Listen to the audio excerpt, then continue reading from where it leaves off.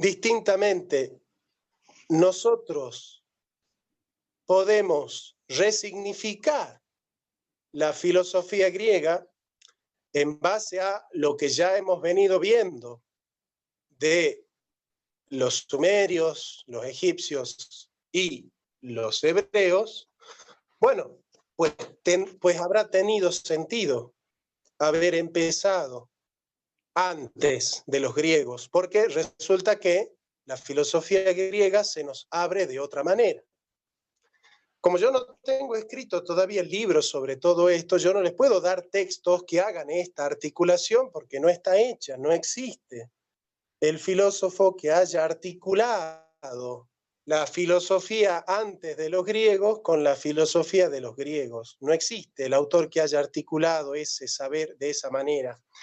Con lo cual, la limitación del curso es que yo debería escribir un libro y que trabajemos sobre ese libro. Bien. Para nosotros acceder a la filosofía griega necesitamos comprender lo que son los doxógrafos. ¿Qué es una doxografía? Bueno, está compuesta la palabra de dos palabras. Doxa, que por lo pronto significa opiniones, y grafías o grafemas, que significa escritura, es decir, aquellos que han escrito las opiniones de los filósofos antiguos. Los doxógrafos son aquellos que nos transmiten la opinión de los filósofos. Y nosotros que vamos a empezar con un género filosófico llamado la literatura perifíseos. Así como se oye, peri significa sobre, ¿no? Periferia, por ejemplo, ¿no? Sobre el foros. La palabra peri significa sobre y la palabra físeos viene de physis, una palabra muy cara al desarrollo filosófico que vamos a tener nosotros en este curso de ahora en más. Entonces, si nuestra reflexión va a ser a base de los doxógrafos, no viene mal, entonces, darles una lista de los doxógrafos mediante los cuales nos han llegado a nosotros los filósofos griegos primeros, que son mal llamados presocráticos y que desde ahora en más nosotros les vamos a llamar los ontólogos. Los ontólogos. Cada vez, entonces, que nosotros pronunciamos la palabra ontólogos, ustedes van a tener en su cabeza que nosotros estamos hablando de los que comúnmente son llamados los presocráticos. Bien. Nosotros tenemos una gran lista de grandes doxógrafos de la antigüedad. Por ejemplo, Plutarco, del siglo II después de Cristo, Diógenes Laercio, en su vida de los filósofos más ilustres, un gran doxógrafo. Juan Estobeo, que escribió una antología. Bueno, Sexto Empírico, que es sin duda el más importante doxógrafo. Clemente de Alejandría, que escribió los Estrómatas y el Protréptico, ¿no? También Hipólito, del siglo III, y por supuesto, sin obviar, Platón y Aristóteles también, de alguna manera, son doxógrafos. Platón, por ejemplo, en el Fedón, hace una doxografía y el mismo Aristóteles, en el libro Alfa de la Metafísica, desarrolla lo que se entiende que es la primera historia de la filosofía de Occidente. Si la primera historia de la filosofía de Occidente fue escrita por Aristóteles en el libro Alfa de la Metafísica. Pues bien, a nosotros nos interesa entonces ingresar en lo que es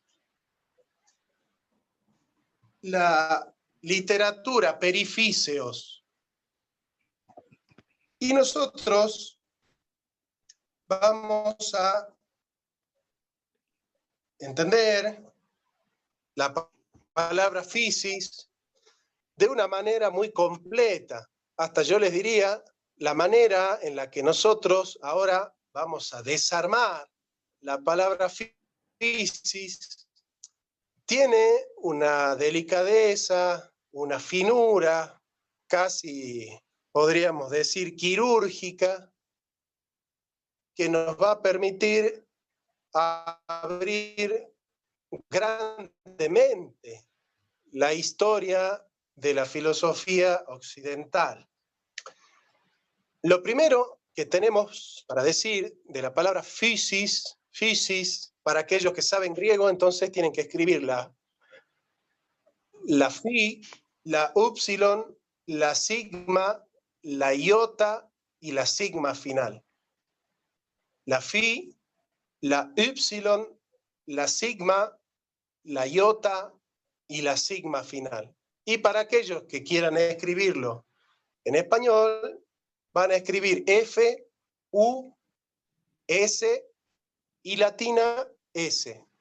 Van a escribir fusis, pero los griegos pronunciaban la upsilon como la U francesa con diéresis, ¿no? O sea, ustedes ponen la boca como para pronunciar la U, ¿no es cierto? Así, con la truchita, pero en vez de pronunciar la U, pronuncian la I.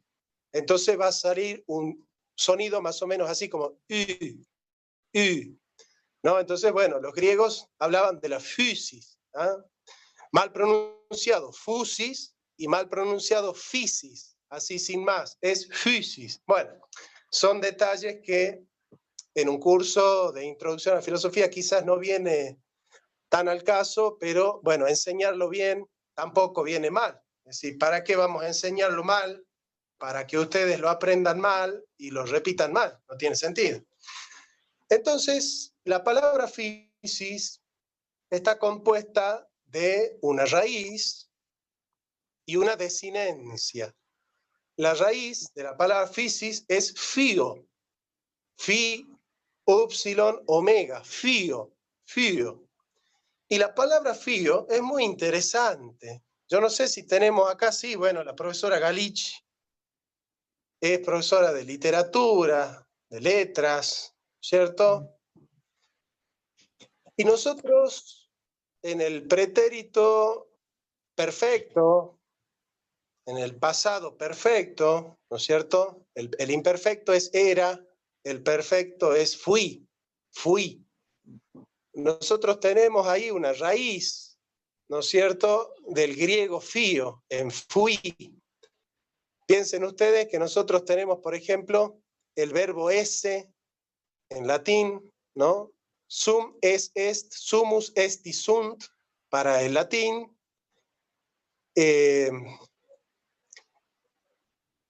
Pero en el griego tenemos ego esti, ¿no? Ego esti, yo soy.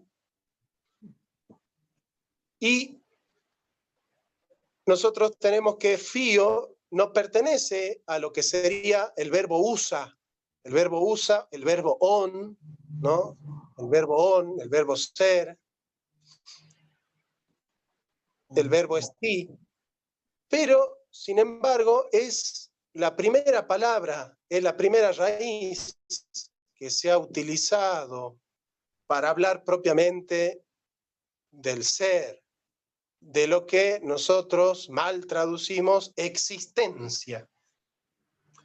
Entonces, si la palabra fui, pretérito imperfecto, viene de fio, significa que la palabra fio significa ser, ser. Pero claro, si nosotros en griegos tenemos on, tenemos esti, tenemos usa, tenemos fio, todo ello significa ser. Ahora, a nosotros nos interesa advertir que fio es una manera de ser, distinta al esti, distinta al usa, distinta al on. Es una manera de ser. ¿En qué consiste esta manera de ser que señala fio del physis? La palabra fio, entonces, significa ser al modo del brotar. Ser al modo del brotar.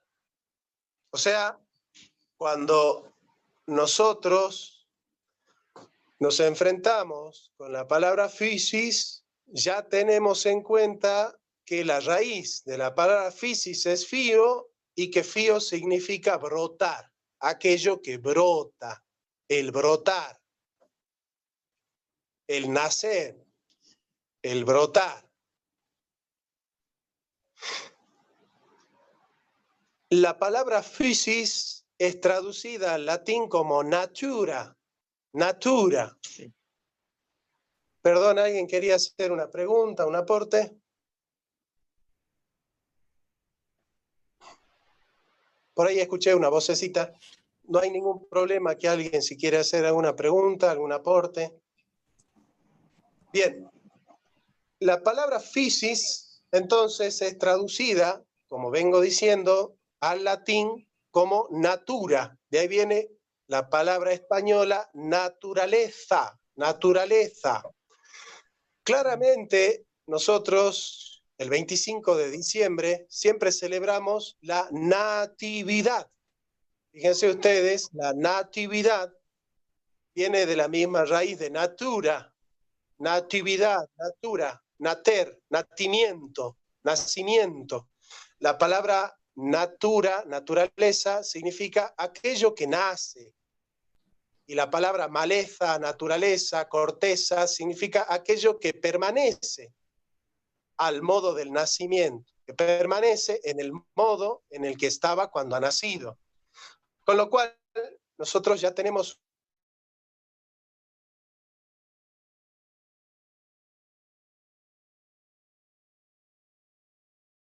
naturaleza, que es una palabra castellana. La raíz es la misma, porque si fío es ser al modo del brotar, ese brotar en los seres vivos se llama nacimiento, nacimiento. Nosotros el 25 de diciembre festejamos el nacimiento de Jesucristo, ¿no? Del Salvador.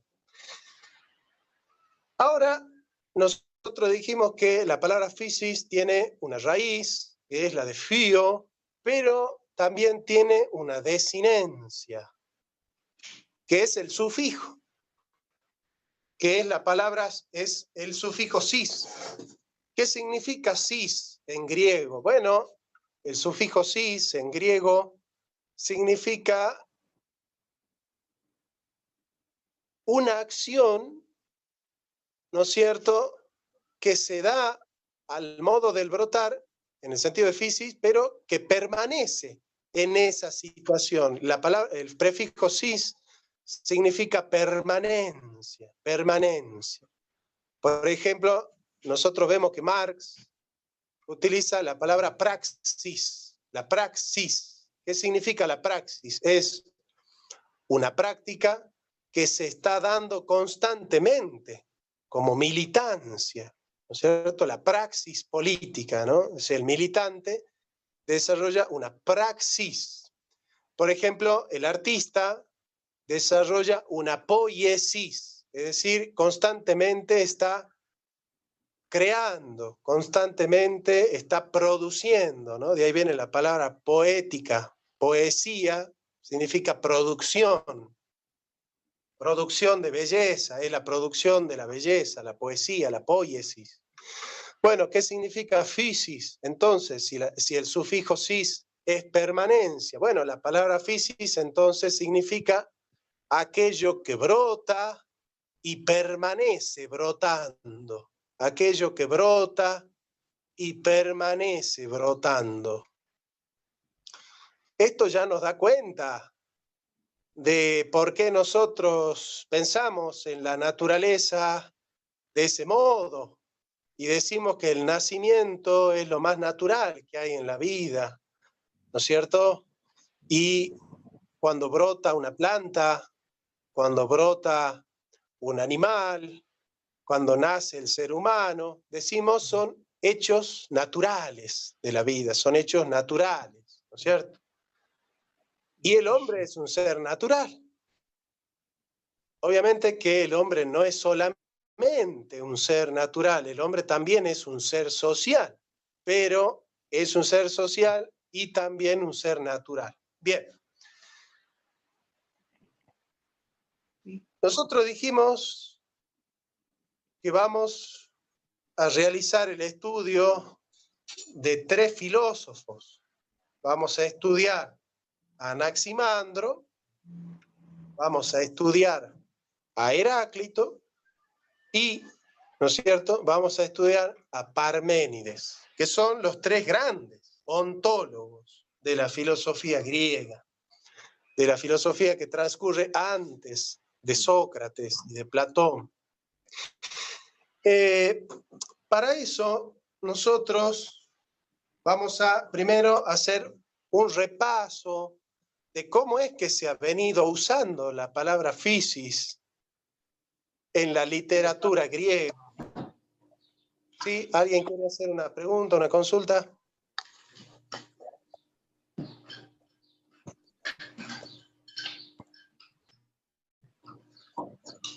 Al parecer, alguien tiene abierto el micrófono. Entonces, yo escucho el micrófono y presiento que alguien quiere preguntar. Bueno, que no es ninguna molestia, ¿no? Si alguien necesita preguntar, lo puede hacer con todo gusto. La palabra, entonces, fío, es mencionada en la Ilíada de Homero y aparece como crecer. Fío aparece como sinónimo de crecer. También aparece en la Odisea de Homero, canto 4. Physis aparece como planta, aparece la palabra fita, fita. Claro, fíjense ustedes cómo para los griegos era una preocupación, y esto lo desarrolla Platón en el Crátilo, o bueno, algunos lo conocen como el Cratilo, desarrolla que para los griegos la palabra, el fonema de la palabra y el grafema deben ser un fiel reflejo de la esencia de la cosa, ¿no? Entonces, si ustedes, por ejemplo, piensan que los griegos le llaman al alma psique, y el alma es soplo, ustedes cuando pronuncian psique, psique, tienen que aspirar, psique, psique.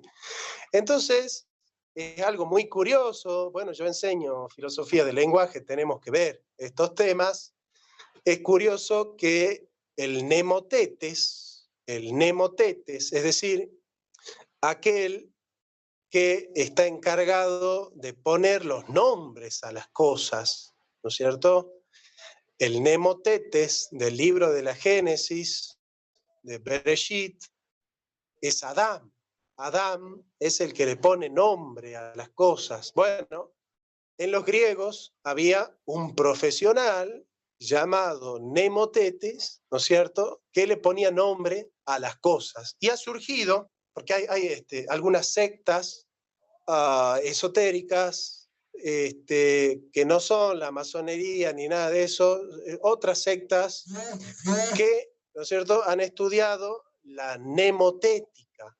La mnemotética. ¿Y en qué consiste la mnemotética? Esto hay muy pocos libros, casi que no se encuentran estos libros porque es un saber muy, muy oculto, donde el mago, en un trance, a través de la información personal de cada uno,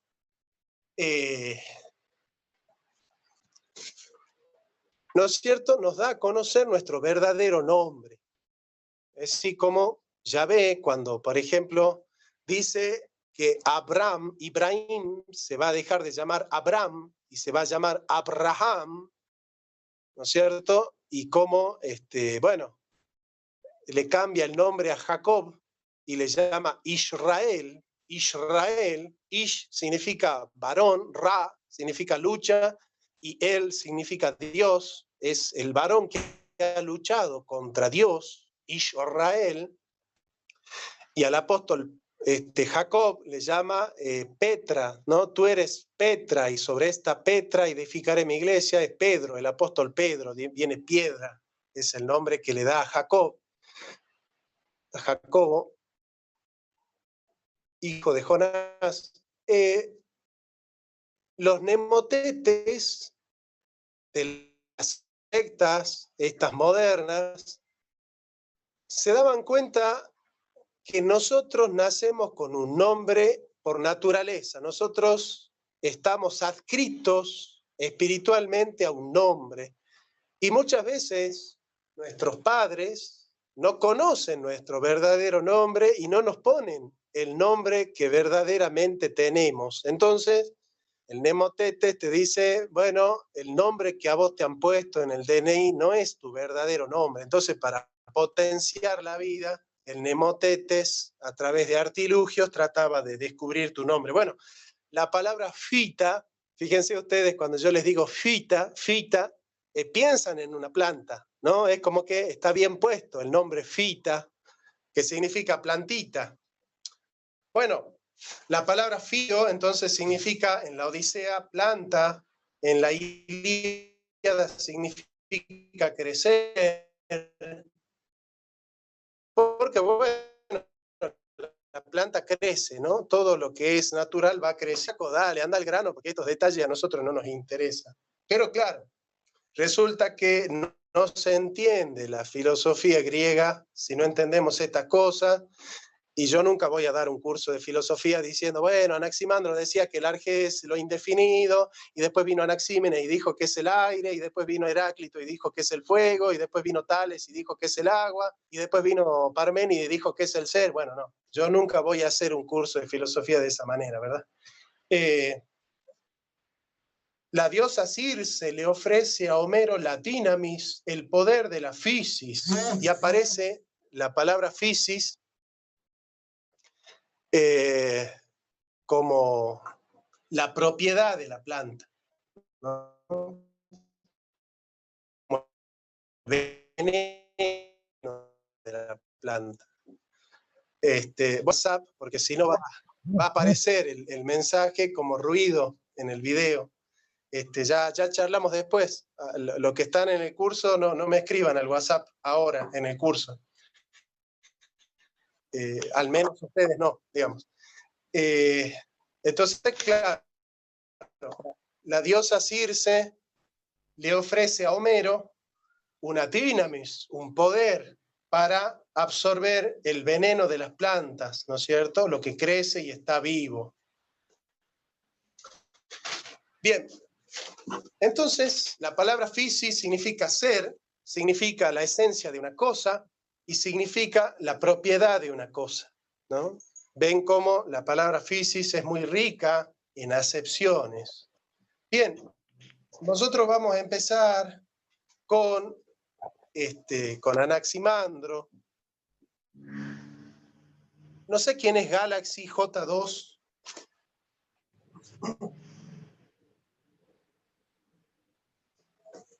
No me aparece el nombre, pero ahí dice Galaxy J2. Bueno, ahí lo silencié. Voy a leer algo para que vayan. Jorge, ¿querés decir algo?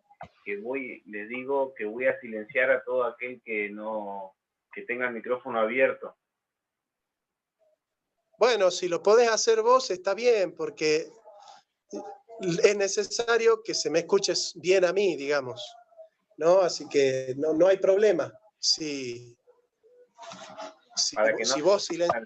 Les digo, para que por ahí alguno lo puede tomar a mal que lo silencie sin preguntarle, pero es para el beneficio de la charla. Sí, ¿no? Y además, si vos vas advirtiendo que alguien habilita el micrófono, es porque quiere hacer una pregunta. En cambio, si lo tiene siempre abierto, bueno, nosotros no sabemos advertir cuándo quiere hacer una intervención, ¿no es cierto? Pero claro, aparte es una regla, ya seguimos en el curso, que es necesario que apaguen su micrófono, ¿verdad? Bien, el fragmento 1 que vamos a leer de Anaximandro. Anaximandro nació en Mileto, fue discípulo de Tales de Mileto, ¿no es cierto? Ya vamos a entender un poco su filosofía. Y el doxógrafo que nos trae esta cita es Simplicio. Simplicio. Bien, ¿qué es lo que dice entonces Anaximandro en esta cita de Simplicio? Dice, a argen, esta palabra arge, anótenla porque es cara al pensamiento de los ontólogos y sobre todo también de Aristóteles, a argen eireke ton onton to apeirón. Anoten esa palabra que también es importante, apeirón. ¿Y qué está diciendo? Anaximandro ha dicho que el principio, el fundamento de los seres es lo ilimitado. Todo apeirón, lo ilimitado, ¿no es cierto?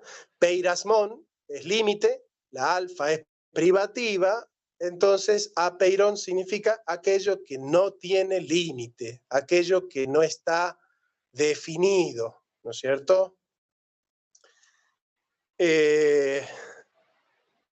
Ex onde en Génesis, ven, acá aparece Génesis, generación, estitois usi, de ahí viene usa, ¿no? Que son las cosas, ¿no? Las cosas. Dice, desde lo cual hay generación para las cosas que son y hacia ellos se produce la corrupción. Es decir, las cosas que nosotros vemos vienen de lo ilimitado y vuelven hacia lo ilimitado. Este esquema se llama el eterno retorno de lo mismo, ¿no? Que este es el eterno retorno de lo mismo, es el que va a tomar Lacan para hablar de la tragedia, de la compulsión a la repetición, ¿no? El Wiederholzwang, ¿no? La compulsión a la repetición. Bueno, este tiempo cíclico sostiene que hay un exitus, hay una salida de lo ilimitado y un reditus, una vuelta hacia el origen, que nosotros progresión. ¿Sí? Cuando marchamos hacia adelante, en realidad estamos más cerca del comienzo, del origen. Entonces, dice, Anaximandro ha dicho que el principio de los seres es lo ilimitado, desde lo cual hay generación para las cosas que son y hacia ellos se produce la corrupción, según lo que debe ser, ¿no? Según lo que debe ser. En efecto, ellas se espían y reparan la injusticia recíprocamente según la ordenación del tiempo, ¿no? Kata ton zuchronu taxis, ¿no? O kata kiklos. Kata según tenton chronon, el tiempo según la ordenación, taxis, según la ordenación del tiempo. De ahí viene taxonomía, ¿no? La ordenación. Bueno, nos vamos a quedar un ratito en este fragmento. De acá vamos a sacar tres cosas. Primero, que aquello de lo cual vienen las cosas es aquello hacia lo cual las cosas van. Eso es muy importante, entender, porque para los griegos no hay un tiempo lineal, sino que hay un tiempo cíclico, ¿cierto? Hay un tiempo cíclico. Después, nosotros vamos a ver que dice, aquello desde lo cual vienen y aquello hacia lo cual van las cosas se da según lo que debe ser. Katato creon didonai, ¿no? Gar auta dique, ¿no? Dice, según lo que debe ser. Ahora, ¿por qué las cosas son lo que deben ser?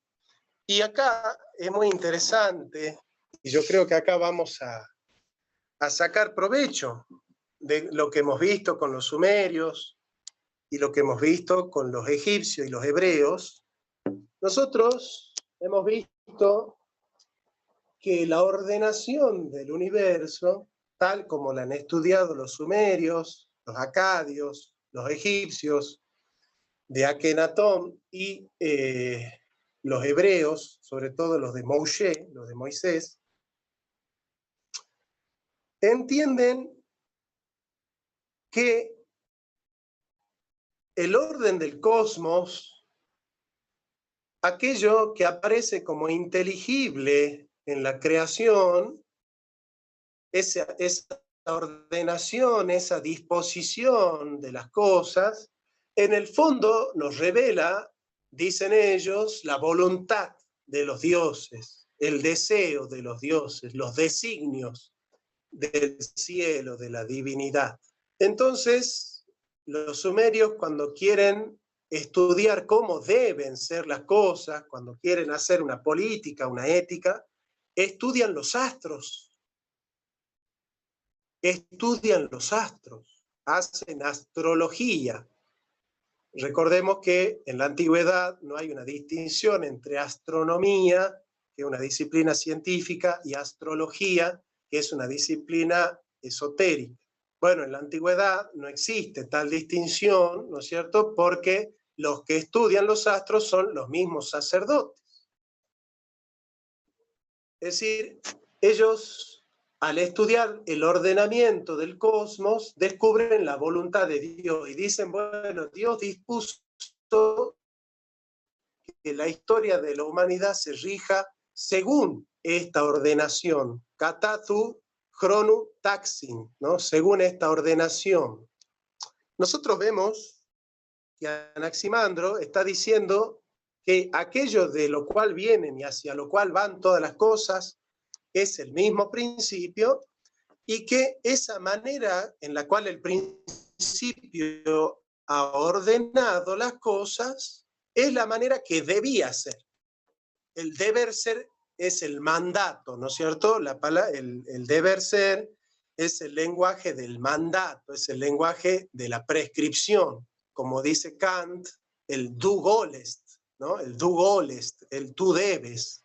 El debes es un mandato, ¿no? El deber es un mandato. Bueno, si ustedes advierten que para eso nosotros hemos estudiado la filosofía de los sumerios, de los egipcios y los hebreos, Moisés también dice, la ordenación del Edén se dispuso de tal manera que nosotros, los judíos, debemos vivir en el Edén. Nosotros vamos a descansar solamente en el Edén.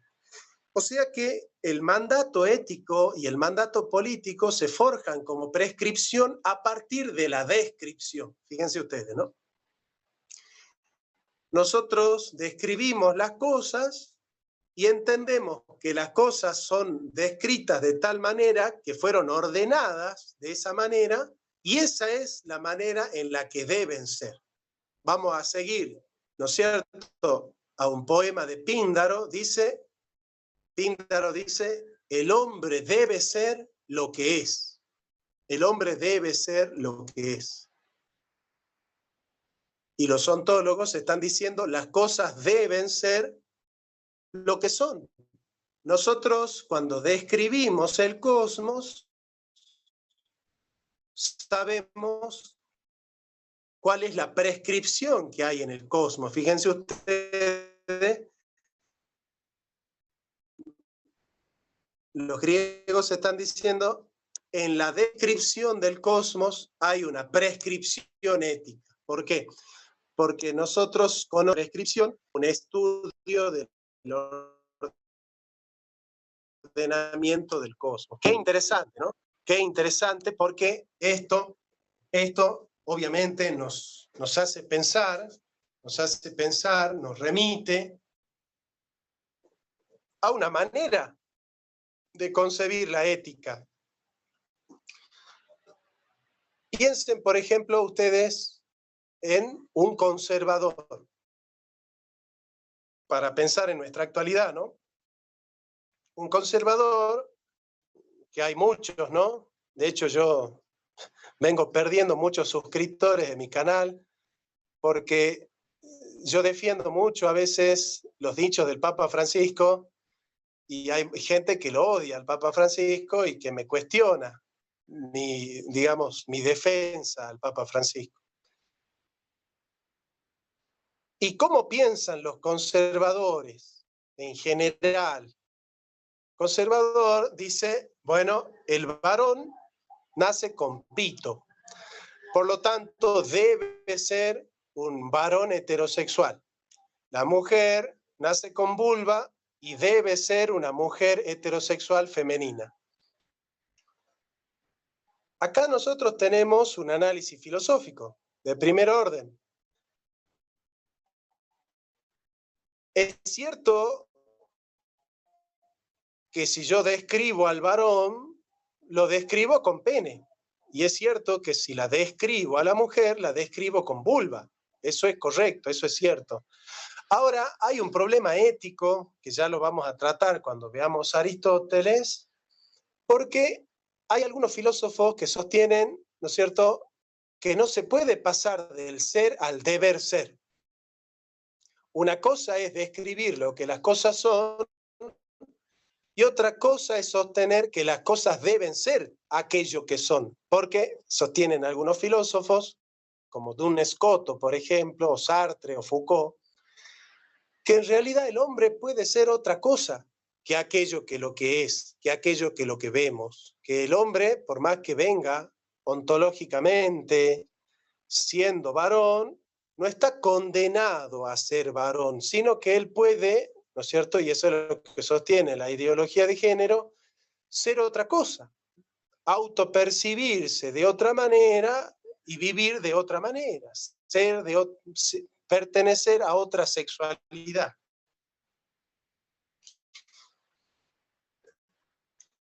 ¿Qué dice el conservador? El conservador, y por lo tanto debe ser un varón. Entonces, para el conservador, la heterosexualidad es moral y la homosexualidad es inmoral, porque la homosexualidad rompe la prescripción que está sujeta a la descripción. No sé si me están entendiendo lo que yo digo, es un tema complicado. Quizás por una limitación pedagógica mía yo no me pueda hacer entender. Si hay alguno que no está entendiendo, por favor me lo dice.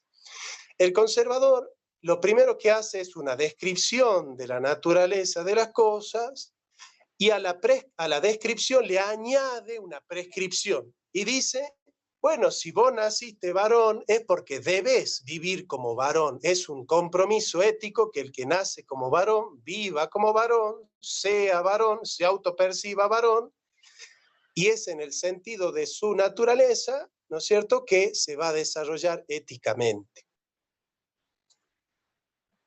Esta estructura que tiene el conservador es la misma estructura que está teniendo Anaximandro, la estructura que tenía Moisés, la estructura que tenía Akenatón, la estructura que tenían los acadios, la estructura que tenían los sumerios. Es decir, la prescripción de aquello que deben ser las cosas está sujeta a la descripción de lo que son efectivamente las cosas. Es decir, el hombre no tiene derecho a transgredir lo que viene dado naturalmente. El hombre no tiene derecho a corromper, a torcer, a cambiar el sentido de la naturaleza. Es decir, que la única posibilidad de que el hombre viva éticamente es, ¿no es cierto?, que se ajuste a lo que viene dado.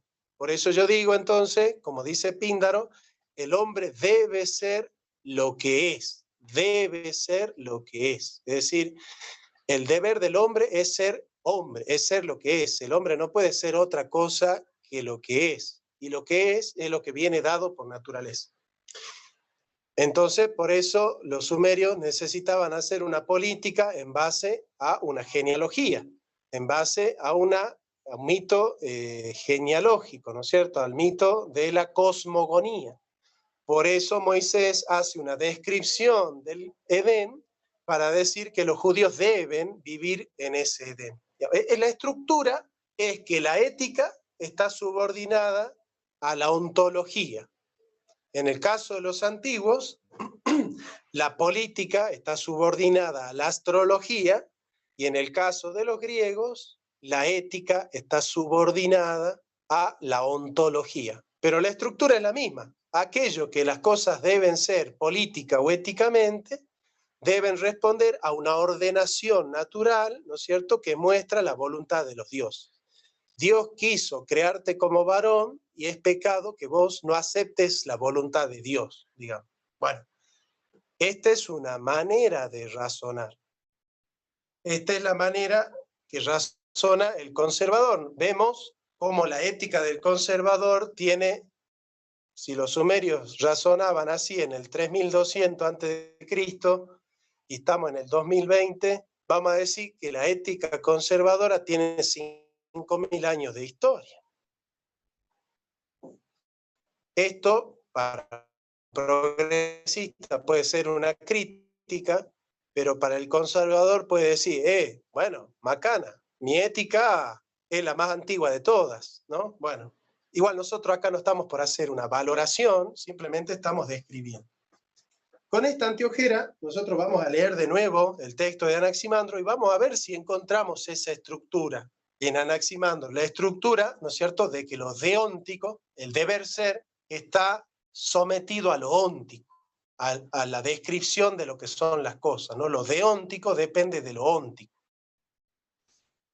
Dice entonces, fragmento 1 de Simplicio, de Anaximandro por Simplicio, Anaximandro ha dicho que el principio de los seres es lo ilimitado, desde lo cual hay generación para las cosas que son y hacia ellos se produce la corrupción según lo que debe ser, en efecto, según lo que debe ser, ¿no? Bueno, obviamente, porque acá hay una distinción ontológica, una diferencia ontológica en Anaximandro, y con eso terminamos Anaximandro y comenzamos Heráclito.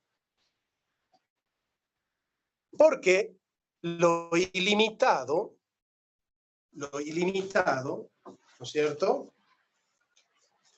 no tiene determinaciones. No tiene determinaciones. Al no tener determinaciones, claro, efectivamente, nosotros no podemos decir qué es el principio. ¿Se acuerdan cuando yo les había explicado el origen? ¿Por qué? Porque no hay otra cosa con la cual él se pueda determinar y decir yo soy esto y no aquello. Un ser indeterminado no tiene esencia, porque el ser indeterminado no es esto sí y aquello no. No está determinado y la esencia es una determinación. ¿Qué les quiero decir entonces yo con esto? Que acá aparece la primera diferencia ontológica entre ser y ente. En la historia de la filosofía aparece por primera vez, ¿no es cierto?, la diferencia ontológica entre ser y ente. ¿Por qué? Porque el ser es indeterminado, ¿no es cierto? El ser es apeirón, ¿no es cierto?, que significa ilimitado, y es también, ¿no es cierto?, es infinito, pero también es aoriston. Los que han estudiado griego, latín, el verbo aoristo es el verbo indefinido, ¿no es cierto?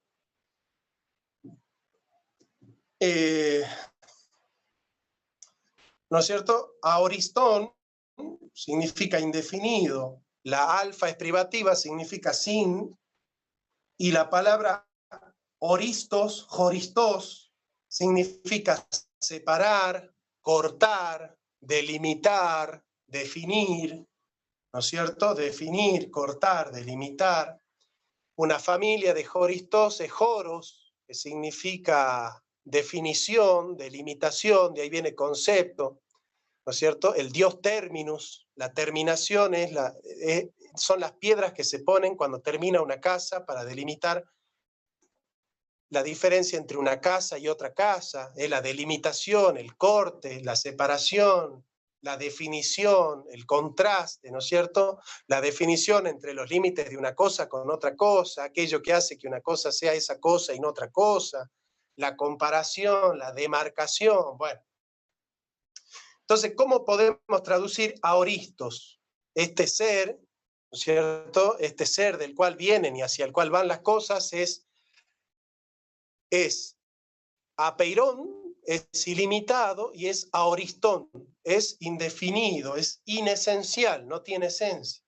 Es indefinido, no tiene definición, es sin concepto, sin esencia, es simple, es acto puro, no tiene esencia, es acto puro, no está mezclado con determinación alguna.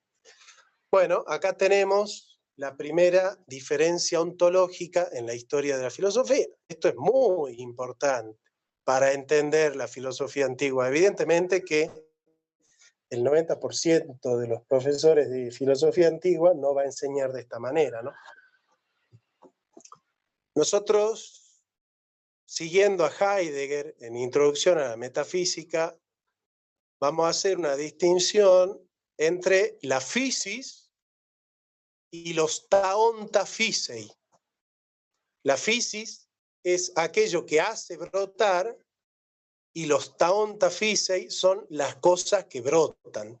Acá hay una primera diferencia ontológica entre aquello que hace brotar y las cosas que brotan. Bueno, esto es realmente en la historia de la filosofía, que para Heidegger la diferencia ontológica es la clave de la filosofía. Bueno, que Anaximandro, ¿no es cierto?, siguiendo a los sumerios, a los acadios, a los egipcios y a los hebreos, ¿no es cierto?, haga la diferencia ontológica, para nosotros es una novedad muy grande. Por ejemplo, una mesa es un ente. ¿Por qué? Porque está determinada. Hay algo que hace que la mesa sea mesa y no caballo. La pava de tomar mate, por ejemplo, es un ente. ¿Por qué? Porque hay algo que hace que la pava sea pava y no piedra. El televisor es un ente, el hombre es un ente, el aire es un ente, el sol es un ente, el ángel es un ente, el número 2 es un ente, el amor es un ente. Hay algo que hace que el amor sea amor y no desastre, y no tragedia. Es decir, hay algo que hace que las cosas sean eso que son y no otra cosa. Y propiamente ente es un ser definido, es un ser delimitado por la esencia. Fíjense lo que estamos estudiando. Fíjense lo que estamos estudiando. Estamos estudiando la estructura de toda la realidad. Fíjense cómo, con un filósofo de Mileto, nosotros estamos estudiando la estructura de toda la realidad. Entonces ustedes, cuando hablen con la familiar, el viernes a la noche, mientras están comiendo el locro, le pregunto, ¿y qué están haciendo ustedes? Y bueno, estoy haciendo un curso. ¿Y qué estudian en el curso? Estamos estudiando la estructura de toda la realidad. ¡Qué grande!, ¿no? Estamos estudiando la estructura de toda la realidad. Nosotros decimos que los entes son un ser definido, un ser delimitado, un ser coartado por la esencia. Esos son los que, para Anaximandro, son los taonta physei. Taonta significa las cosas physei, las cosas físicas. Las cosas físicas. La pava es una cosa física, el hombre es una cosa física, la piedra es una cosa física, hasta el amor es una cosa física porque brota. El amor brota en un momento, ¿no? Todo lo que existe en la realidad en algún momento brota. La realidad es un brotar. Fíjense qué hermoso cómo estamos conociendo la realidad a través de Anaximandro. Sin embargo, las cosas que brotan, los taonta physei, brotan porque hay algo que los hace brotar. Eso que los hace brotar no es definido, es indefinido, no es delimitado, es ilimitado. Y ese es el apeirón, es el arjé, es el principio de las cosas, que le vamos a llamar la physis, ¿cierto? La physis.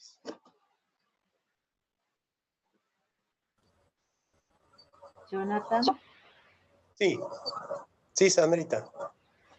Vos sabés que soy neófita en esto, pero me queda claro lo que estás definiendo en cuanto a cuando definís algo físico. sí, material, pero es como que no estaría entrando dentro de esa definición al amor. Bueno, No me entra en función de lo que yo considero que es el amor, que es algo más abstracto. bueno, nosotros fenomenológicamente no podemos decir que el amor siempre existió. El amor surge en un momento. En un momento yo no amo y empiezo a amar. No es que vos naciste amando. En un momento empezaste a amar a tu primo, a tu tío, a tu hijo, a tu padre, a tu novia, a tu esposo. El amor surge, el amor brota, el amor comienza a ser. Y nosotros dijimos que la palabra physis significa aquello que brota, aquello que comienza a ser. Obviamente que nosotros estamos presos de la concepción de la física moderna y entendemos que solamente brotan los entes materiales. Pero el amor también brota, la ira también brota, la pasión brota. Todo lo que sucede en la vida humana tiene un comienzo y un final. ¿Qué sería lo antagónico ahí entonces? ¿Cómo? ¿Qué sería lo antagónico ahí? Lo que no sería físico. A esta concepción de physis no hay antagonismo con esta concepción de physis. Todo es physis para esta concepción de physis. Haces muy bien en preguntar, no íbamos a entrar en eso, pero abro un paréntesis. Nosotros, a partir, ¿no es cierto?, de Platón y Aristóteles, definimos por oposición physis y poiesis. La physis es lo que brota espontáneamente y la poiesis es lo que brota por el hombre, a través de la tecné, ¿no es cierto? A través de la técnica del hombre, el hombre hace brotar. Entonces tenés physis y poiesis, aquello que brota espontáneamente y aquello que el hombre hace brotar por la técnica. Por ejemplo, una mesa es hecha brotar por el hombre a través de su técnica. La mesa no brota espontáneamente. Entonces, Platón y Aristóteles dicen, las cosas se dividen en physis, las que brotan espontáneamente, como el árbol, el perro, el gato o el hombre, y las cosas que brotan por la técnica del hombre, como ser la mesa, la silla, la pared, la puerta, el candelabro, la vasija, ¿no es cierto? Bien, que son las cosas artificiales. Las manufacturadas. Exactamente. Ahora, el bien. amor ahí dentro de esa concepción que vos acabas de definir, el amor, el odio, la ira y todo eso estaría dentro de lo que brota. Claro, son cosas que brotan. A los ontólogos no les interesa si brotan por la mano del hombre o brotan espontáneamente. Si brotan son physis y ya está, digamos. Ahora, cuando viene el cristianismo, dice, hay dos tipos de cosas, las naturales, que son las que están en este mundo terrenal y son materiales, y las sobrenaturales. Con lo cual, si Platón divide natural de técnico, de artístico, de artificial, el cristianismo divide natural con sobrenatural. Y los modernos dividen lo natural de lo cultural. Una cosa es el hombre natural y otra cosa es el hombre civilizado, el hombre cultural. Lo contrario a la naturaleza es la libertad del espíritu, la libertad de la cultura. Entonces, para nosotros hay ciencias naturales y ciencias sociales. Bien, los ontólogos no tienen esa distinción de que hay cosas naturales y hay algo que no es natural. Para los ontólogos todo es physis. Dios es physis, el hombre es physis, el amor es physis, la tragedia es physis, el odio es physis, el pez es physis, el árbol es physis, todo es physis. Entonces nosotros estamos diciendo que una cosa es la physis, aquello que hace brotar, y otra cosa son los taonta physei, las cosas que brotan. ¿Qué van a decir los ontólogos? Aquello que hace brotar a las cosas debe estar ciertamente en las cosas. Entonces, claro, los ontólogos van a decir, nosotros advertimos que no es lo mismo la cosa que brota que aquello que la hace brotar, dicen los ontólogos. Nosotros advertimos que no es igual el fío, la fisis y los taonta fisei. Advertimos que no son iguales. De todas maneras, dicen ellos, el fundamento está en el fenómeno. La causa está en el efecto. Si el fundamento habita en el fenómeno y la causa está en el efecto, significa que nosotros nos tenemos que topar con algo en los taonta fisei que sea como la expresión más privilegiada, como el analogado más cercano, la semejanza más próxima al arjé, al principio, al fundamento. Entonces ellos dicen, Tales de Mileto dice, bueno, ¿qué de toda la realidad es una consecuencia, es un efecto en el que está más cercana la causa, en el que está más densa la causa? Y bueno, Tales dice en lo húmedo. En lo húmedo nosotros encontramos que está la expresión más fiel de la causa. Es un fenómeno que es la expresión más fiel del fundamento, del principio. Entonces, en el fondo, dice Tales, todo es agua. Agua condensada, agua sólida, agua gaseosa, agua líquida, pero en el fondo todo es agua. Todo viene de y va hacia el agua. La estructura es la misma. Y así cada filósofo va a ir eligiendo su propio elemento que va a ser como el fenómeno que expresa más fielmente el fundamento. El aire, en el caso de Anaximandro, el fuego como metáfora del cambio en Heráclito, el ser en Parménides. Y así nosotros vamos a llegar, ¿no es cierto?, a Heráclito. Porque Heráclito tiene, ¿no es cierto?, una frase que nos permite profundizar en todo esto. Vamos a ver si tengo la suerte de encontrarla rápidamente. Heráclito dice, ¿cómo nos podremos ocultar frente a aquello que nunca declina? Escríbanlo, ¿no? ¿Cómo nos podemos ocultar frente, ¿no es cierto?, a aquello que nunca declina? Y vamos a ver qué significa esta frase de Heráclito, ¿no? Digamos, cómo nos podremos esconder, cómo nos podremos ocultar, cómo ocultarse, cómo esconderse, ¿no es cierto?, frente a aquello que nunca declina. Estoy tratando de decirles qué fragmento es ese, pero si alguno de ustedes es tan amable de buscarlo en internet, decirnos, ¿no es cierto?, qué número de fragmento es ese.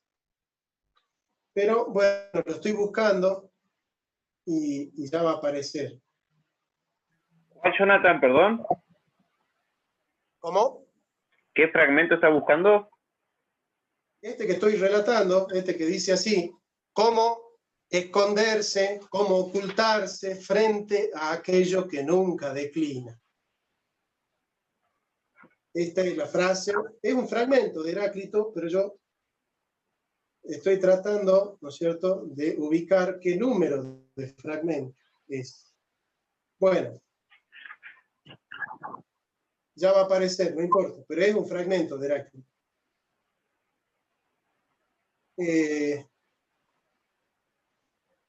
Bien. ¿Qué es lo que nosotros vamos a desarrollar de este fragmento de Heráclito? Bueno, ya va a aparecer. Junto con otro, que este sí lo encontré, dice, fragmento 123, Physis cryptesai filei. A la naturaleza le place ocultarse. La naturaleza ama ocultarse, ¿no? Bueno.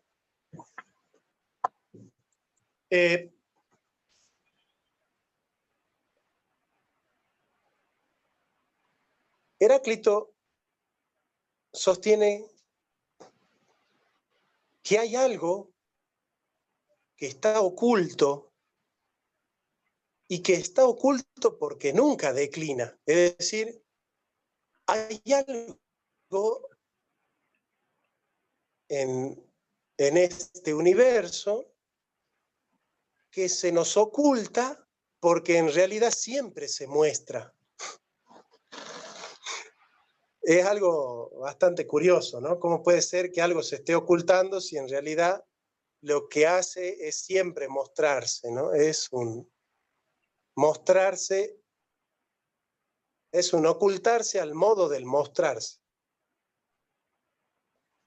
Nosotros necesitamos, para conocer, ¿no es cierto?, una realidad, los taonta fisei, necesitamos que las cosas hayan tenido un comienzo y tengan un final, estén determinadas y nosotros las podamos comparar y decir, ¿no es cierto?, decir esto es esto y no lo otro, esto es aquello y no lo otro, esto es mesa y no silla, esto es piso y no pared, esto es pared y no techo, esto es ventilador y no foco. Bueno, en la vida nosotros funcionamos así. En la vida nosotros no tratamos la silla como perro, el perro como silla, tratamos las cosas como lo que son, si estamos bien de la cabecita, obviamente. Pero hay algo en la vida de nosotros que nunca declina. Hay algo que nunca se depone. Hay algo que nunca renuncia a mostrarse. Hay algo que nunca se retasea. Hay algo que nunca se retoba. Yo les pregunto a ustedes, porque ahora ya van a empezar a participar, ustedes también, ¿qué es aquello que nunca declina, que nunca deja de ser, que siempre fue, que siempre es y que siempre será? ¿Qué es aquello que siempre es de la misma manera y qué es aquello que no puede dejar de ser? ¿Qué les parece a ustedes que es esa realidad que está oculta para nosotros porque no tiene determinación y porque nunca deja de ser, porque no comienza a ser y no deja de ser, sino que es persistentemente, siempre, indeclinablemente? Y esa persistencia, esa inclaudicabilidad que tiene esta realidad, la hace para nosotros totalmente incognoscible, porque todo el tiempo está apareciendo, todo el tiempo se está mostrando, todo el tiempo está apareciendo. Bueno, yo les pregunto entonces, ¿cuál es esa realidad? Piénsenlo, no hay problema, no hay apuro, piénsenlo tranquilamente y algún alumno despierto me dice.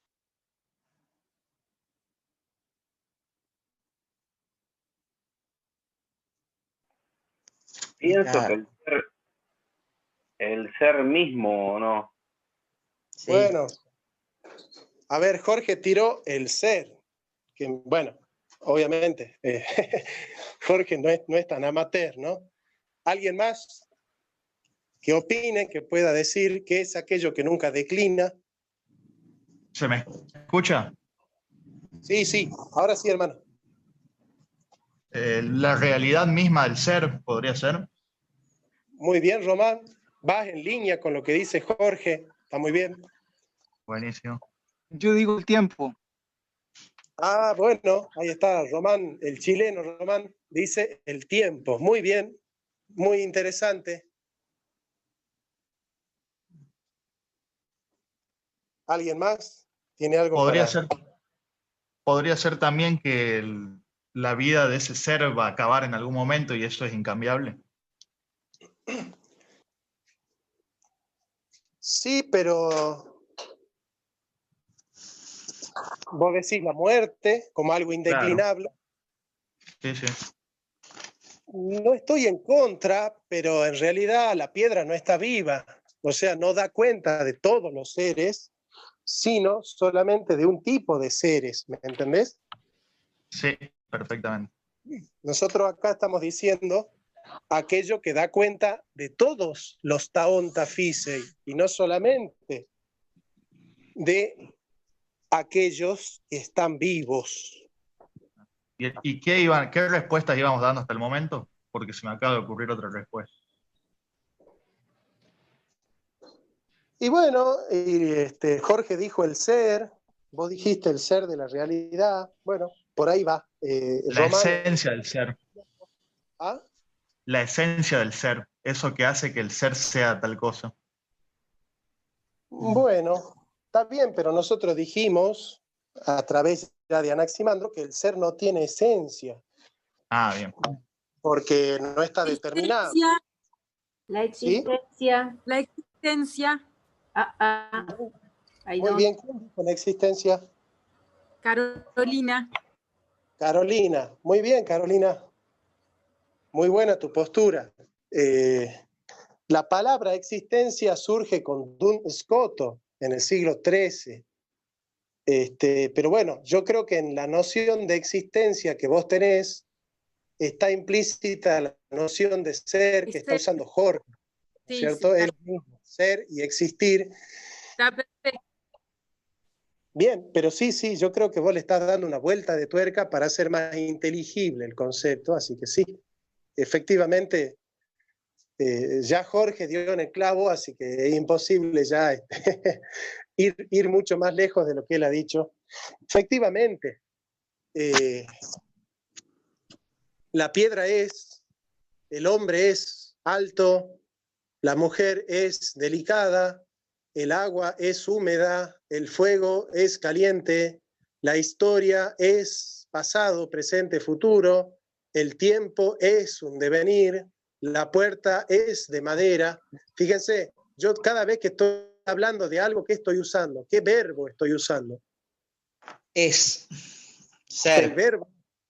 Fíjense que cada vez que nosotros... Sí, perdón. No, nada, el verbo ser, decía. Claramente.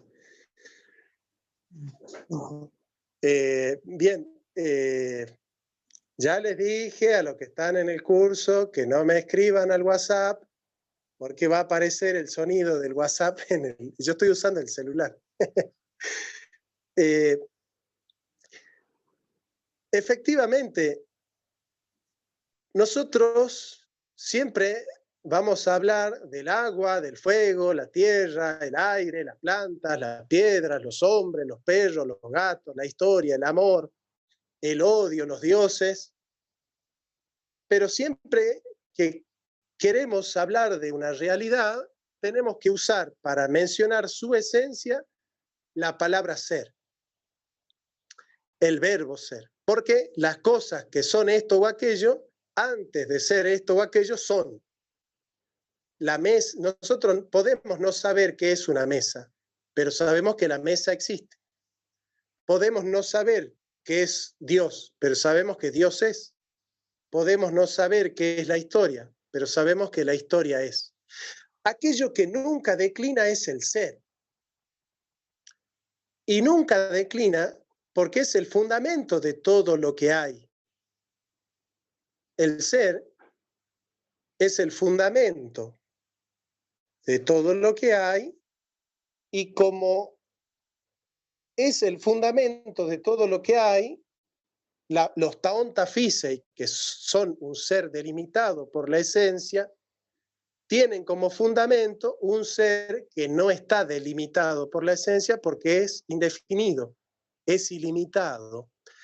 Y no lo podemos conocer. Yo les pregunto a ustedes, y acá van a volver a participar, ¿qué es el ser? Defínanme el ser. ¿Qué es el ser? ¿Cuál es la diferencia entre el ser y el ente? ¿Qué es el ser? Algo que es.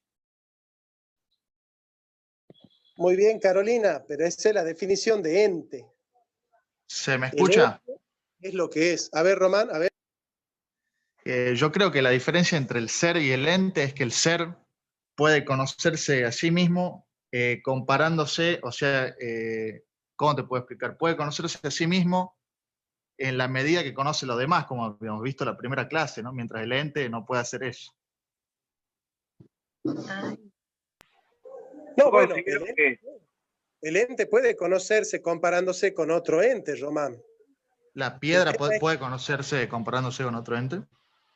Claro, vos te podés conocer comparándote con la piedra, con otro hombre, con las mujeres, con los No, no, niños. claro, pero yo digo que el ser, digamos, como que tiene una conciencia, un conocimiento, mientras que, o sea, el ser hace el trabajo de conocerse a sí mismo en comparación de otras cosas, mientras que los entes, así lo veo yo, ¿no? Mientras que los entes no tienen esa capacidad de conocimiento, ¿no? No sé si más o menos me expliqué. Te explicaste, pero no va por ahí porque nosotros los seres humanos nos conocemos comparándonos con otros seres humanos y nosotros los seres humanos no somos el ser, somos entes. Ah, bien, entendido. Es al revés. El ser no se puede comparar con nada porque no hay nada fuera de él. ¿Qué hay fuera del ser? el ente es determinación, en cambio el ser no. Ahí está. Bueno, el ser es indeterminado, el ente es una determinación. Pero si el ser es indeterminado, no me lo puedes definir. Yo te estoy pidiendo justamente todo lo contrario. Si vos me decís el ser es indefinido, no me lo estás definiendo. Yo te estoy pidiendo una definición del ser. Te estoy diciendo, preguntando, ¿qué es el ser? Perdón, Román, entiendo que lo único que definiría el ser sería la nada, es decir, porque el ser en definitiva es toda la realidad, digamos, lo que le otorga realidad al...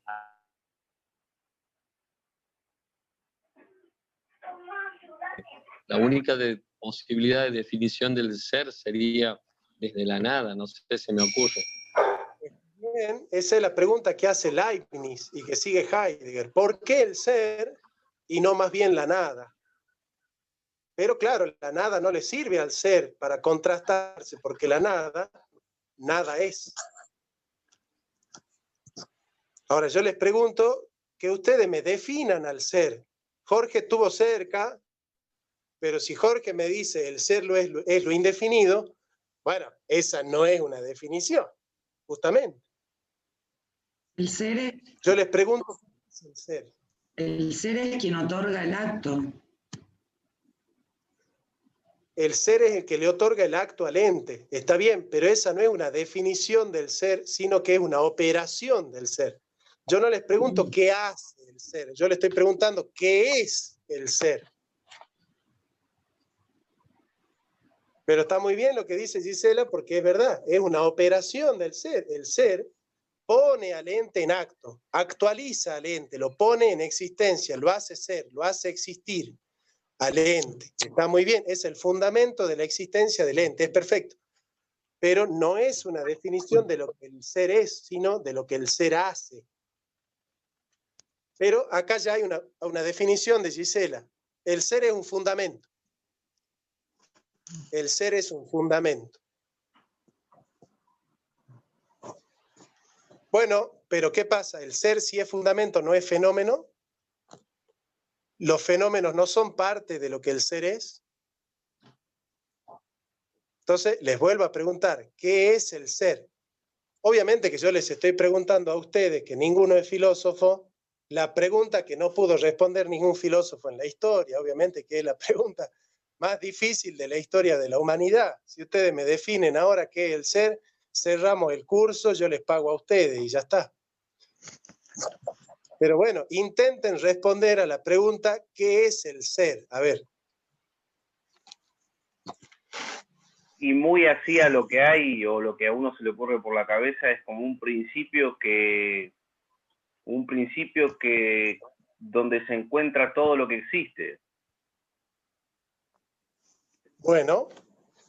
Bueno, Santo Tomás diría, es el ser que subsiste por sí mismo y que precontiene todas las cosas. La precontención intensiva, es decir, él contiene en su propio haber, en su propio ser, el ser de todas las cosas. ¿Vas por ahí? Sí, que en realidad creo que para Santo Tomás, creo que el único que existe realmente es el ser, ¿o no? Que en este caso obviamente que sería Dios. Bueno, sí, lo podemos formular de una mejor manera. El único que es Dios. Dios es, Claro. propiamente es, sí. Porque todo lo demás es como que participa, o sea, todo lo que los entes, como vos decís, participan del ser. Pero el ser tiene que ser algo de lo cual no participe de nada y que de él surja todo lo que existe. Perfecto, es así. Exactamente es así. Bueno, entonces el ser es aquello de lo cual todas las cosas participan para ser. El ser es un fundamento que también puede ser fenomenizado. El ser es un principio.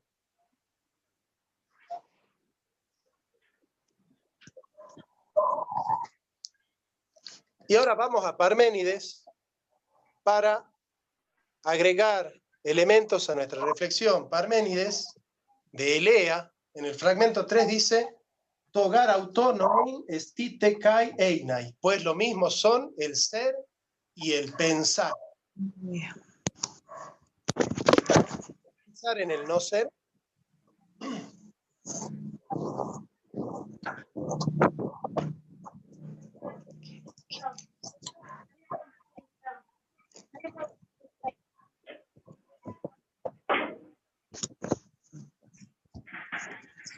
¿Alguien puede pensar en el no ser?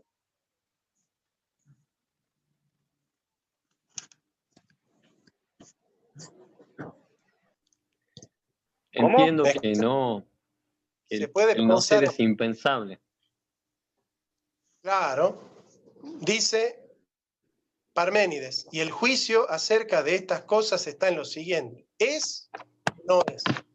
Por tanto, haya decidido, como es necesario, dejar de lado a uno de los caminos, o el ser es, o no es. Ahora, Parménides, el ser es y el no ser no es. Con lo cual, si el ser es y el no ser no es, ¿con qué lo podemos comparar al ser? ¿Qué esencia tiene el ser si nosotros no podemos decir el ser es esto y no aquello? Porque el ser lo es todo. Todo forma parte de lo que es el ser. No es que la piedra está fuera del ser. La piedra es porque está dentro del ser. O el ser está dentro de la piedra, mejor dicho.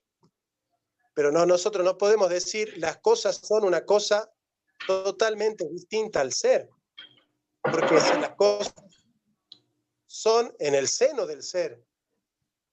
Busquen capítulo 17 del Hechos de los Apóstoles. El apóstol Pablo dice, como uno de los poetas suyos dice, que es Arato, le dice a los atenienses, en Dios nos movemos, somos y existimos. En Él somos, nos movemos y existimos. O sea, efectivamente, el ser es el acto más profundo de todos los entes. El acto de todo ente es el ser, porque el ente, antes de ser esto o aquello, es. Ahora, ¿por qué nosotros estamos teniendo problemas para definirlo al ser? Estamos teniendo problemas para definirlo al ser, ¿no es cierto? Y lo definimos analógicamente, diciendo que es un principio, pero no sabemos en qué consiste ser principio. Decimos que es fundamento y no sabemos en qué consiste ser fundamento. Decimos que es, ¿no es cierto?, la causa y no sabemos en qué consiste ser la causa. ¿Y por qué tenemos problemas para definirlo al ser? ¿Cuál les parece que sea el problema, el inconveniente que estamos teniendo nosotros para definirlo al ser?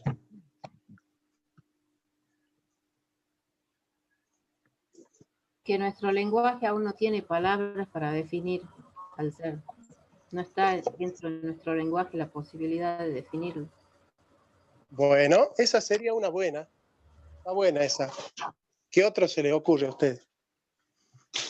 Podría ser, por ejemplo, que tengamos una cosmovisión distinta cada uno y que no nos permita ponernos de acuerdo sobre su definición.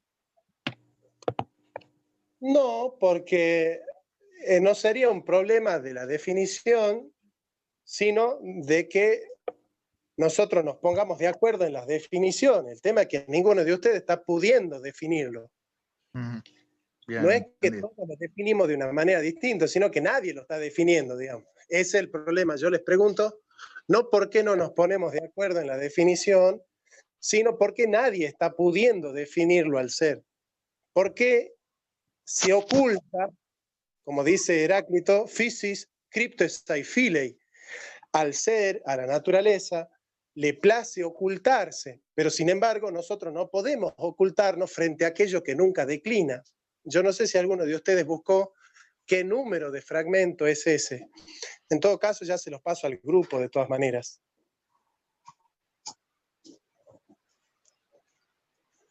¿Qué les parece a ustedes? ¿Por qué nosotros no estamos pudiendo definirlo al ser? ¿Por qué no estamos pudiendo decir qué es el ser? Porque tiene una base abstracta que de alguna forma lo fundamenta, y es base de que siempre necesite algo de por medio para manifestarse, por lo cual uno siempre va a tener diferentes conceptos o demostraciones de lo que puede ser el ser, al tener en sí una base abstracta siempre. Porque bueno, pero no es tan abstracto. Vos ten en cuenta que todo es ser. Claro. La piedra, el gato, la piedra, el gato, el perro, el oro, no son abstractos. Pero son... definirlo en sí mismo al ser, eso es lo que lo hace casi imposible de definir, porque es como que no lo podés ver al ser mismo. Bien, el fragmento... ¿Hablar? El fragmento que yo les estoy diciendo es el fragmento 16. Y yo les voy a traducir como traduce Heidegger, ¿no? Tomen dinon poteton antis lathoi. Entonces, se puede traducir a lo no oculto. ¿Cómo alguien puede ocultarse frente a lo que nunca se oculta?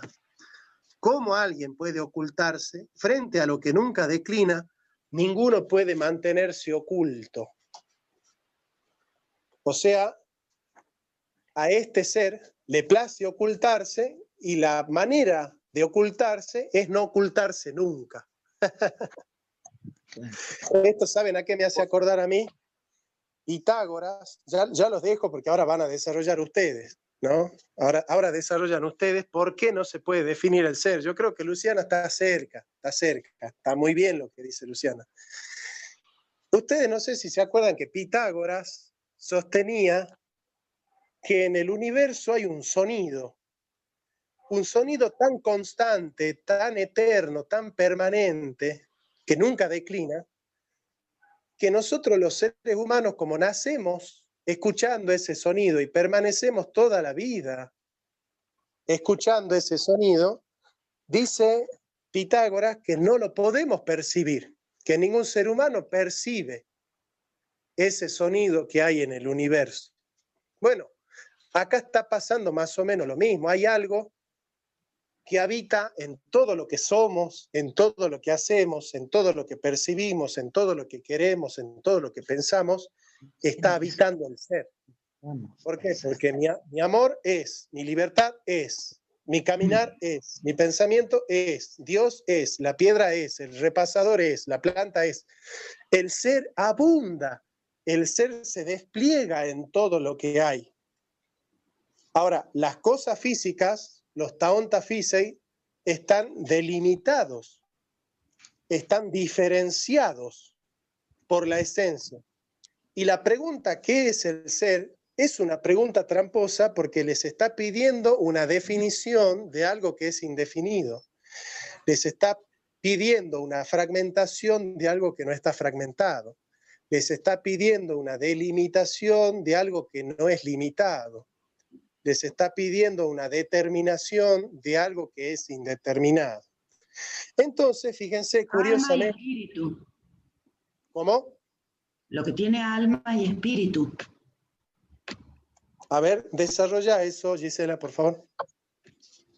El tema es si está antes o no de la naturaleza, pero el ser es todo lo que tiene un espíritu de ser. Y vos decís que la piedra no es, entonces. No sé, depende. Jonathan. Sí, Jorge. Al principio, cuando vos empezaste el curso, vos empezaste hablando de lo que es cuando el ser se piensa a sí mismo, hace como una fragmentación, ¿no? Entonces, como que ese todo, o sea, es como que la razón quiera explicar el todo, o sea, como que la parte quiera explicar el todo. Entonces, cuando, como el ser es algo en lo cual no hay fraccionamiento alguno, no es posible pensar ese todo. Entonces, por eso pensamos fragmentariamente. La razón no puede llegar a explicar ese todo, que de, entre otras cosas era todo lo que estamos viendo hasta ahora de los mitos y todo eso, ¿no? Bien, ahora... Sí, por ahí va, me parece. Mirá, Jonathan, yo no podía entrar, no sé si me escuchan. Yo creo que los entes, todos los entes que existen en el universo, participamos del ser, pero el ser es acto puro. Su esencia, su existencia es ser, es acto. Sí. Es uno. Y hay como un despliegue, como decía Hegel, un devenir del uno, del ser, permanentemente. Pero el ser es acto puro. Y nosotros, en cambio, los entes, en general, participamos con una esencia que nos hace ser hombres o piedras o caballos u otra cosa. Perfecto, bueno. Entonces, ¿Podría fíjense... relacionarse, Johnny? Sí, ¿Podría relacionarse con la realidad? A ver, desarrolla. No sé, no me entiendo. Sí, o sea, la realidad es todo. Todo lo que si somos, no somos, la piedra es, el árbol es, la persona es, la persona humana. Persona humana es, perdón, ¿Hay personas espirituales? Entonces todo está en la realidad. Yo porque no puedo evitar relacionarlo con la literatura, y bueno, nosotros tenemos la realidad y la ficción. La realidad es lo que es y la ficción es lo que no es. ¿Qué me decís? No, me parece perfecto. Voy a tomar, porque efectivamente la realidad forma parte del ser, ¿no es cierto? Y tomo esto del ser como realidad y la esencia como potencia. ¿En qué sentido? Nosotros ya dijimos que los taonta físei, las cosas físicas, están determinadas por una esencia. Hay algo que hace que el piso no sea pared. Eso estamos de acuerdo. Ahora, si hay algo que hace que el piso sea piso y no pared, existe la posibilidad de que el piso sea pera, de que sea loro, de que el piso sea ángel, de que el piso sea ventilador, de que el piso sea calefón. ¿Existe la posibilidad de que una cosa sea algo totalmente contrario a lo que es? No. Solo en la ficción. Solo en la ficción. Bueno, entonces, ¿el hombre puede ser otras cosas que no sea hombre? Sí. Por ejemplo, el hombre puede convertirse en un cadáver. ¿No es cierto? Nosotros hoy somos hombres, seres humanos. Dentro de 200 años, estoy seguro que todos vamos a ser cadáveres. El cadáver no es un ser humano, son los restos mortales de un ser humano. El niño puede ser joven, el joven puede ser adulto, el adulto puede ser anciano, el anciano puede ser cadáver. Ahora, ¿por qué nosotros podemos ser otra cosa que lo que somos? Porque nosotros somos actos que tenemos potencias. Potencia significa poder ser.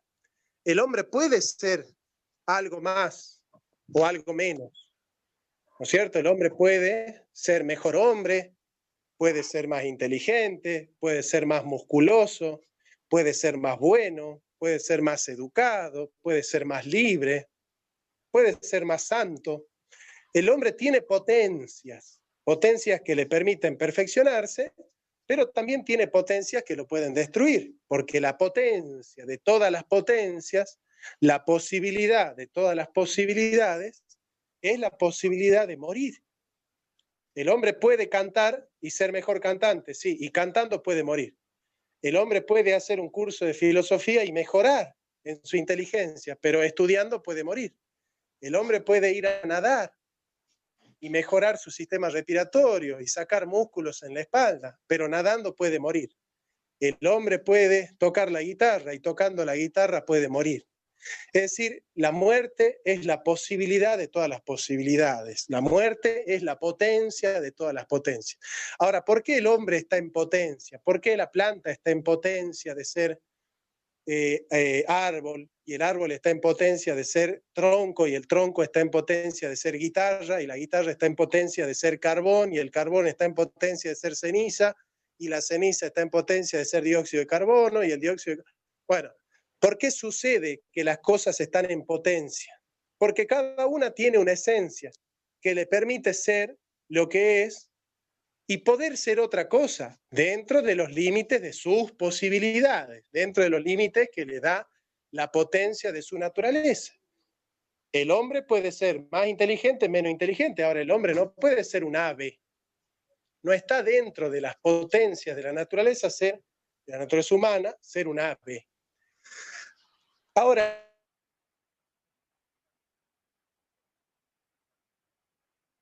¿por qué no tiene potencia? Y porque no tiene esencia. ¿Y por qué no tiene esencia? Porque no hay algo que hace que el ser sea lo que es y no otra cosa, porque no hay nada fuera del ser.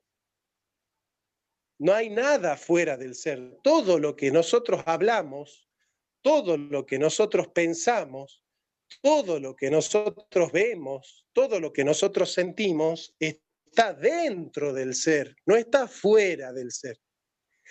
Al todo lo que hacemos, sentimos, pensamos, vemos, queremos, deseamos, está dentro del ser y no fuera del ser, significa que el ser es el acto de todos los actos. ¿Cuál es la diferencia entre el acto del ser y el acto de los entes? El acto de la physis y el acto de los taonta physei.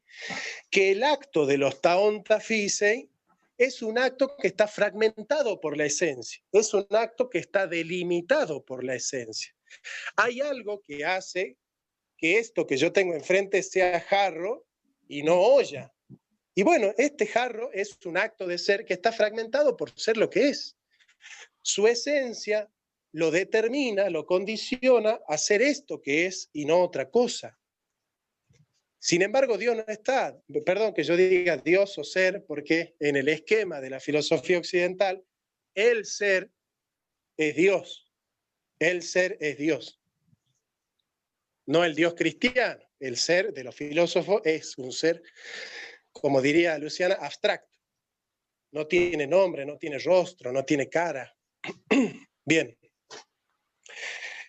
Entonces, este ser que es acto puro, no tiene potencia porque no puede ser. Imagínense, si el ser está en potencia de ser otra cosa que ser, entonces decimos que el ser podría llegar a no ser. ¿Se imaginan la posibilidad de que el ser no sea? ¿O de que el ser haya nacido del no ser? ¿De que el ser tenga como fundamento el no ser? ¿Alguien se imagina esa posibilidad de que el ser venga de la nada, de que de la nada surja el ser?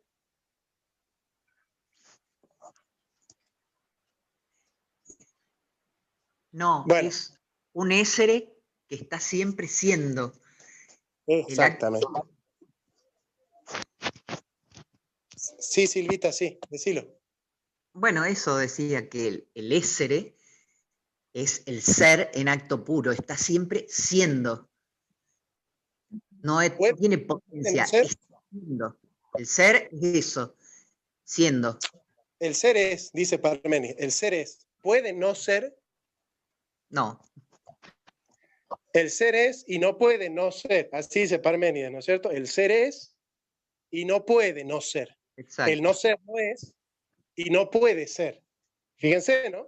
Está diciendo Parménides, el no ser, la nada, no es y no puede llegar a ser. El ser es y no puede no ser. Ya estamos dos principios. El no ser no es y no puede llegar a ser. El ser es y no puede llegar a no ser. Con lo cual, nosotros acabamos de descubrir metafísicamente que siempre hubo ser y siempre habrá ser. Bueno, el ser es infinito, es eterno. Estamos descubriendo ciertos atributos del ser.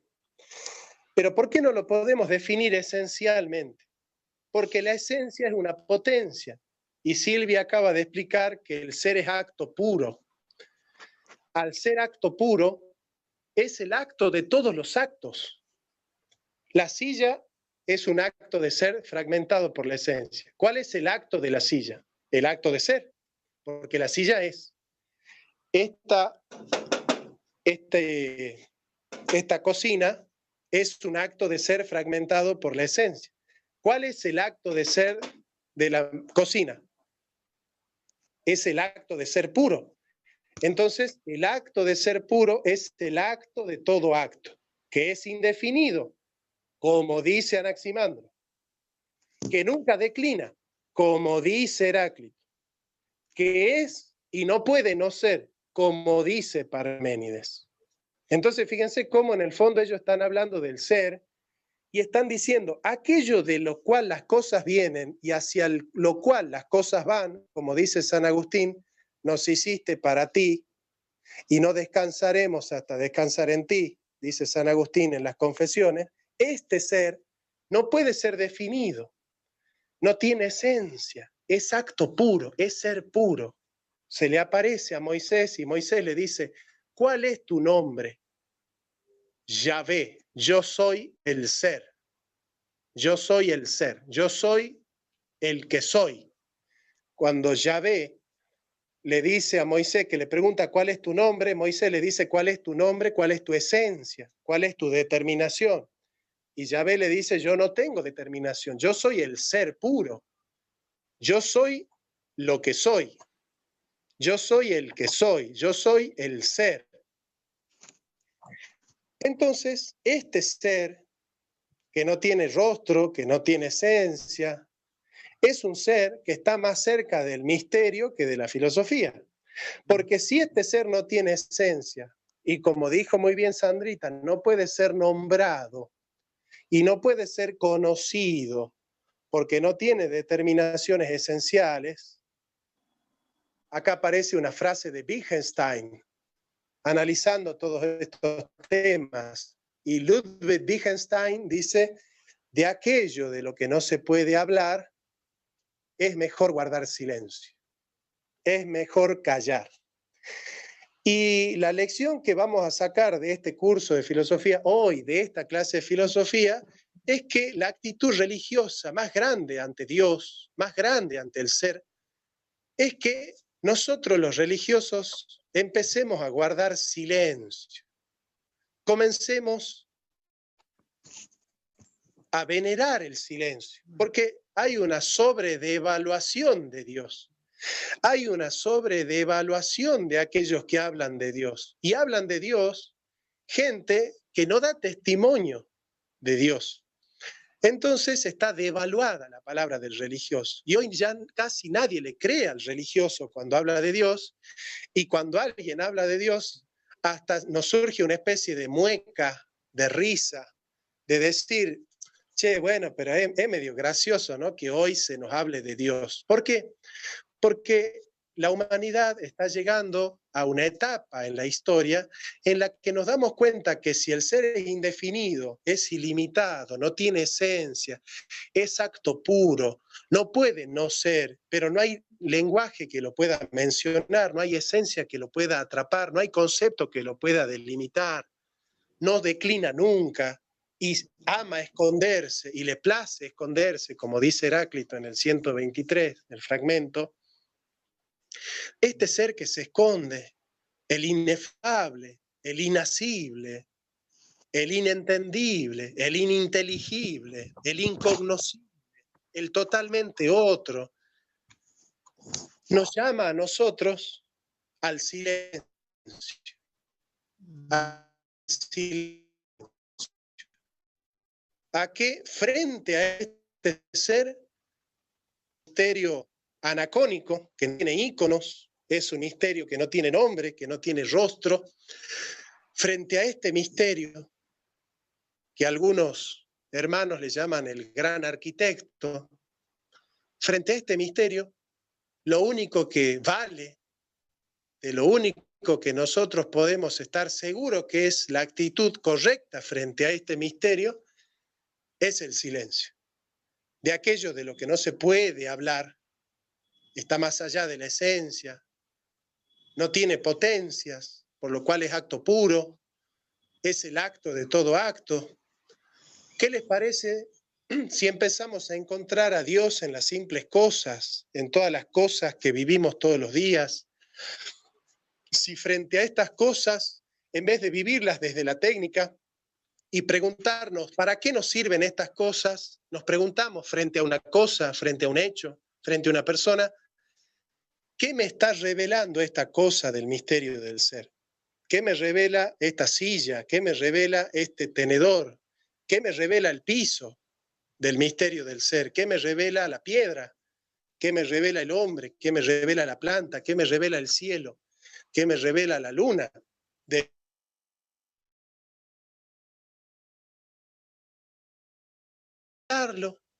Vivirlo, mensurarlo y guardar silencio. Y me parece que en esta etapa donde Dios se muestra ocultándose, ocultando su rostro, porque Dios sabe que en nombre de Él se han hecho demasiadas tragedias, se han hecho demasiadas desgracias, se han hecho demasiadas guerras en su nombre. Frente a esta época histórica, Dios nos habla a través de un rostro escondido, Dios nos habla a través de una retirada. Dios se ha retirado y esa huida de Dios ha dejado zumbando una resonancia. En esa resonancia nosotros lo único que podemos hacer es guardar silencio, porque las palabras de la metafísica y las palabras de la religión están devaluadas. Occidente ha devaluado las palabras, le ha quitado valor. Necesitamos una época donde nosotros, los que creemos en Dios, tenemos que hacer votos de silencio.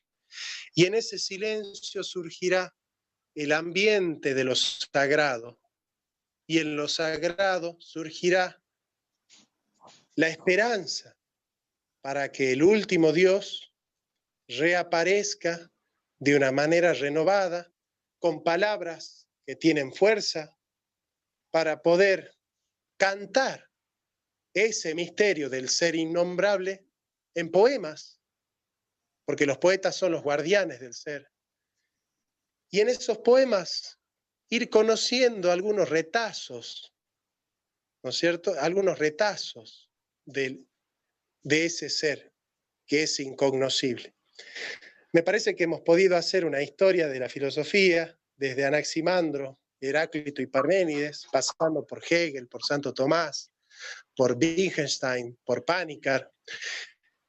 Y me parece que esta manera de entender al ser nos da a nosotros, nos pone ante el compromiso, ante la obligación de no ponerle a nuestros hermanos yugos, de no usar a Dios para golpear al hermano, de no usar a Dios para lastimar al hermano. Tampoco usar a Dios para manipular y para indultar a los pecadores, porque así como Dios no sirve para golpear al pecador, tampoco sirve para indultar. Tenemos que guardar silencio. Es una etapa, es una era de la historia donde estamos llamados a guardar silencio, porque solamente callan aquellos que tienen algo para decir. Y ustedes sabrán que en el momento en el que ustedes guardan silencio, su palabra comienza a tener valor.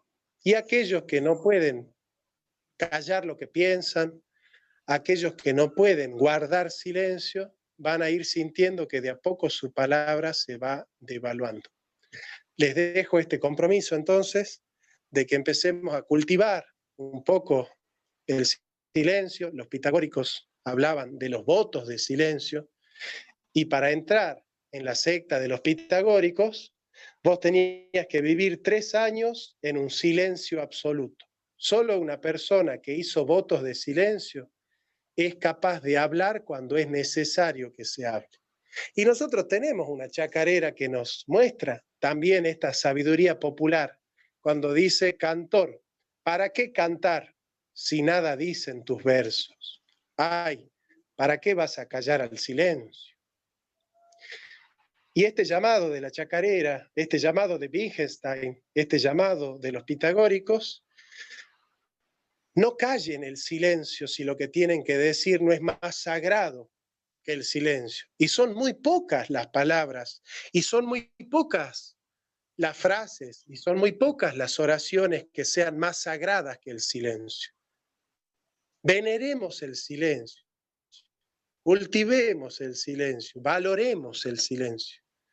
Y solo en esa cultivada, solo en ese cultivo del silencio, vamos a poder encontrar verdaderamente la solicitud del cuidado de la palabra, que es lo que Occidente está necesitando, porque el lenguaje es la morada del ser. Y este lenguaje hoy está siendo ultrajado, el lenguaje está siendo manoseado, el lenguaje está siendo destruido, el lenguaje está siendo devaluado, el lenguaje está siendo manipulado. Pero el lenguaje es la morada del ser y el hombre es su pastor.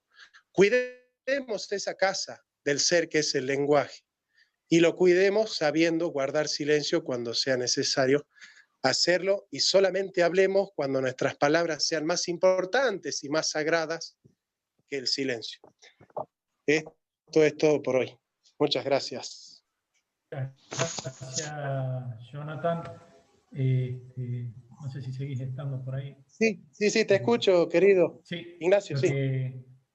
Está muy bueno lo que dijiste. Lo que quería hacer un aporte era de que como el ser solamente es y no tiene tiempo ni espacio y tampoco se lo puede nombrar, en el silencio está el ser, y por eso nosotros tenemos que guardar silencio cuando no tenemos nada más importante para decir, porque en el silencio encontramos al ser y el ser está en nosotros, en ese silencio que nos permite reencontrarlo diariamente. Solo eso. Exactamente. Comparto plenamente, Ignacio, lo que decís. Gracias, Jonathan. Y saludos a todos, nos vemos el próximo martes. Nos vemos el martes. Bueno, espero que les haya gustado la clase, che. ¿eh? Sí, muy buena. Nos vemos. Muy buena, gracias.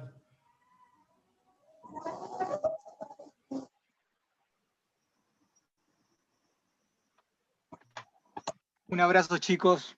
Nos vemos.